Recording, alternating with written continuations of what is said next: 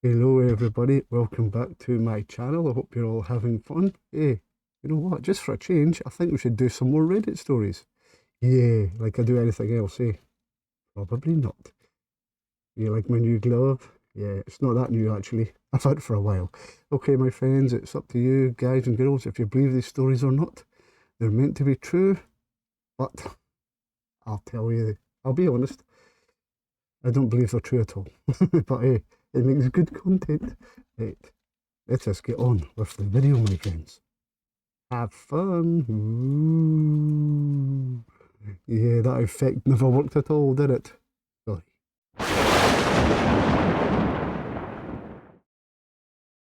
My trip to Cuba. This story still gives me chills, kind of like something out of a horror movie. A few years ago, my family and friends and I took a vacation to Cuba to get away from the harsh cold weather back home. It was a pretty big resort and packed with a lot of people. The nights were always full of drinking and fun, but there was one night that was pretty abnormal. So when we bought our tickets, we got a package that included a VIP club access at the resort. The workers would take the tourists in a minibus, I'd say as the club was on the other end of the resort and kind of far. This night I planned to be sober because since we were far, I wanted to make sure my friends and I got back to our hotel room safe. So we get to the club and everyone else is dancing, drinking and enjoying. Now we met a group of girls that told us they were off from college and came down to Cuba for some time away from school. We partied with them all night, and while partying there was this one girl in the group of friends that was always smiling at me when we danced and always looked like she was talking to her friends about me. So since I was on vacation, I took my shot and tried talking to her. I asked her what her name is, and she pulled me close and said in my ear, "If I told you, I'd have to kill you." I laughed it off because she was smiling when she said it, and the music was so loud, so she had to say it into my ear. So it was getting to the end of the night. I'd say around 3 AM and they wanted to take a group picture. So I had my camera that I took for just normal photos of scenery and stuff. So I gave it to the worker and he took a big group photo of us. In this photo was all my friends and the other group of girls. And I had my arm around one of the girls I tried talking to. After that, we said our goodbyes and went back to our room. When we got back to our rooms, my friend that shared a room with me knocked out, drunk in bed. So he was asleep. I couldn't sleep much as I was thinking about the girl and how much fun I had. I turned on my camera and was going through the photos of the night. And what happened next, I will never forget. And in the moment had me very, very scared.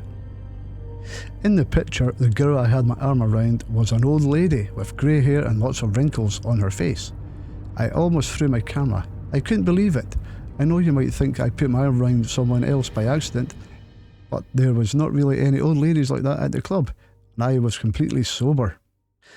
I turned off my camera and put it in my camera bag and put it under my bed. The thought of the picture had me up at night, stuck and figuring out what the heck was happening. When I woke up in the morning and gathered all my friends and wanted to show them so bad, they all got together in my room and they didn't believe me. I pulled out my camera and went through the pictures. The picture was gone. I went through all 572 pictures and it was gone. They didn't believe me. So we went out for lunch at one of the restaurants at the resort when we ran into the group of girls. When I asked them where that friend was, they said, "Oh, we don't know her much. We just met her yesterday at the club. She said she was a student and studies in Connecticut." As soon as I heard that, I had chills all over my body. One of the most bizarre things to ever happen to me. Makes me scared to travel to foreign countries again. Thank you for the great support, I really do appreciate it. If you are enjoying what I'm doing, why not think about subscribing to my channel? It is free and would help me a great deal.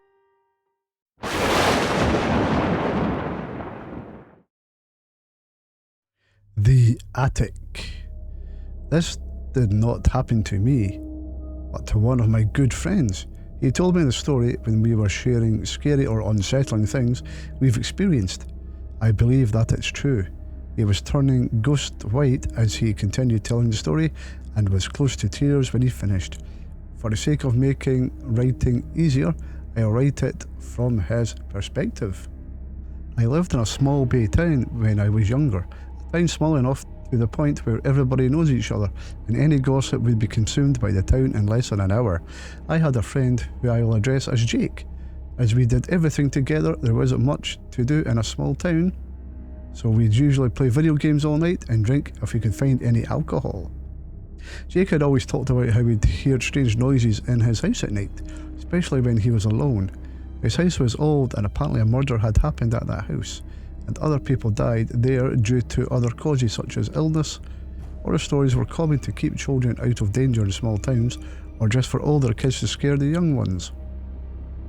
I was 16 and Jake was 17 at the time. We had planned to stay up the entire night playing video games, eating snacks and drinking some beer. He had recently started talking more and more about odd things about his old house, but I brushed it off as him trying to scare me. Everything was normal when I walked to his house that night. We went into his bedroom, which was on the bottom floor of the house, and started our night. His parents were out that night, so we had the house to ourselves. About an hour in, I left his room to use the bathroom. The bathroom was up a flight of stairs which opened to a hallway down the length of the house, with the bathroom being at the end of the hallway, and above it was the ceiling attic hatch. After using the bathroom, I noticed the ceiling hatch was open. I thought it was strange, so went back to Jake's room and told him.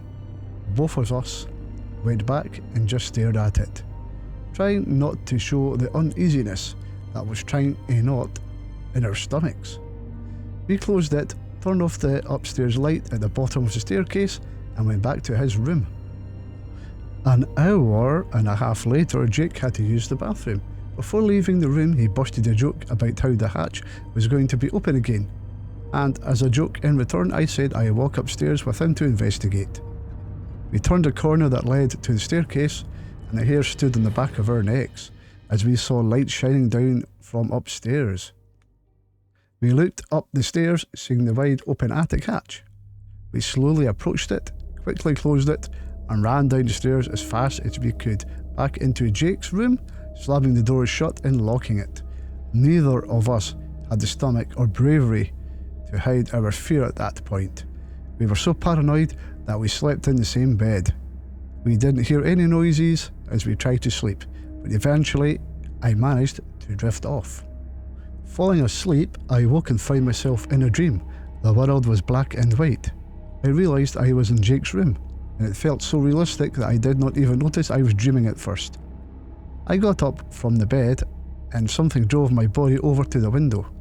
Between two hedges, which had previously not been there, a lady in a wedding dress stood below an arch that was overgrown with dead vines. She turned around and saw me, and started to smile. At first it was not too creepy, but then her smile started getting wider and wider until it reached both of her ears. A ring filled my ears and she started laughing. Something started scratching at the door that was to my back. But no matter how hard I tried, my eyes were locked on the lady in the dress.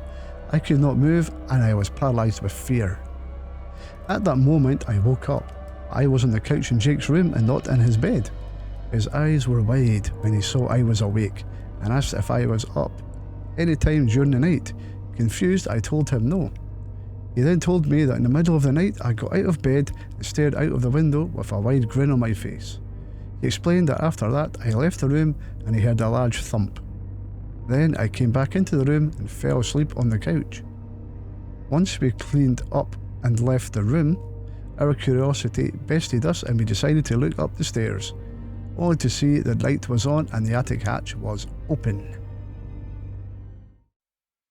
Hey everybody, I hope you're enjoying the videos so far. Thank you all for being here. If you do enjoy this content, why not think about giving me a little subscribe? That would help me out a great deal, my friends.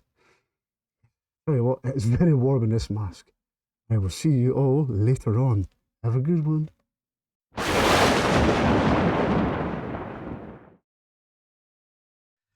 Night shift as a security guard. True story. So this is another one of my experiences from working as an overnight security guard at a local port. If you all want more context on the setting, my other story is on the subreddit under the name Traumatizing Night Shift. For those of you that know the setting already, this is another experience that scared the absolute shit out of me. This did not happen to me firsthand, since it happened to one of my co-workers, but since that incident happened during my shift, I would fear to even go use the restroom alone. So just a recap on the setting.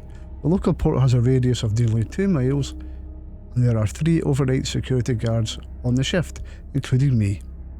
We were all at the front gate post, and it's about the size of a trailer home. The front gate post is separated from everything else in the site: buildings, slabs, offices, the oil rigs, everything. It's the entry point to the entire industrial park.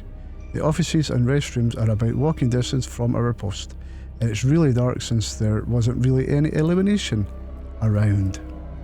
Around 2 AM, the lieutenant walked out of the post to go use the restroom. The restrooms are deep in the centre of the offices. The offices carry a very creepy vibe because they were constructed around the 1950s, so the wooden floorboards and walls were still the style there. About 7 minutes later, me and Mike look out of the post window to find our lieutenant sprinting back to the post. At first we thought it was hilarious since he's a chubby dude, so we found it funny watching him run. Then a realisation started to kick in. The lieutenant was the one who let out the fact that the site was haunted. He said that he had seen things, and that it didn't really startle him that much anymore. We slowly began to imagine and wonder what the fuck he had seen or heard that scared the shit out of him. I mean, it must have been bad enough for him to be running back in a very hysterical manner.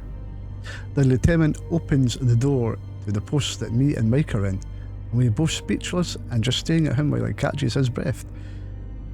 After catching his breath, he tells us, "This is the last time that I will ever use the restrooms in the office building." I was taking a shit in the third stall, and then I heard the restroom door swivel open. I thought it was one of you, so I simply ignored it, but the thing is, I did not hear any footsteps. I was listening to music, but I paused it to see if I could hear anything.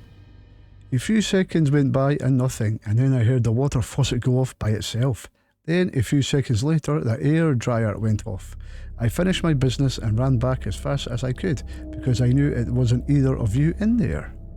The creepier part about this is that both the water faucet and the hand dryer are both motion activated, so in order for them to have gone off, something must have triggered it. Before the incident, I was already sceptical about using the restroom alone. I hated taking shits at work during my night shift because I was always anticipating for something creepy like this to happen to me. The worst part is, when you're taking a shit, you're in a vulnerable position. Also, those restrooms are way too deep in the building and it's pitch black inside. You would need a flashlight to go inside, and it's really quiet and creepy. I got a few more experiences while working here. I'll post them up on here hopefully later today. Thank you for watching my video. If you enjoyed the video, why don't think about giving me a little subscribe on YouTube? I would appreciate that very much. Until next time, I will see you later.